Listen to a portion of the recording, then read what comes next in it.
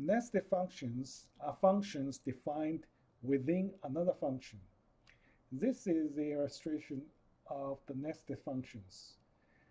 Here is the definition of a host function, and inside you will see two additional functions that defined within that function. So in this case, the variables defined in the host function are visible to all the nested functions. However, the variables defined within the next functions are not visible to the host functions. And the next function 1 can call the next function 2, and next function 2 can also call the next function 1.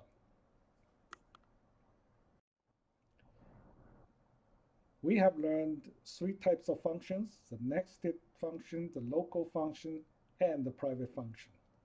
What happens if you have all three types of functions that share the same function name? Here is the rule to find the right function to execute.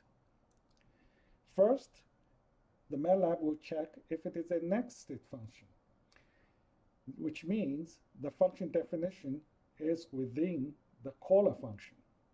If so, it will run the nested function.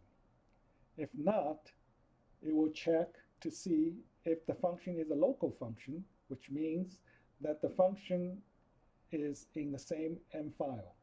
If so, it will run the local function.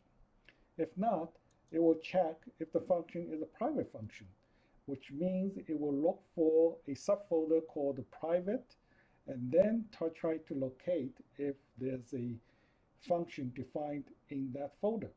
If so, it will run the private function. If not, it will follow the normal rules we discussed before. That is, to search the current folder. If found the function there, it will run that function. Otherwise, it will search the path list until it finds the right function.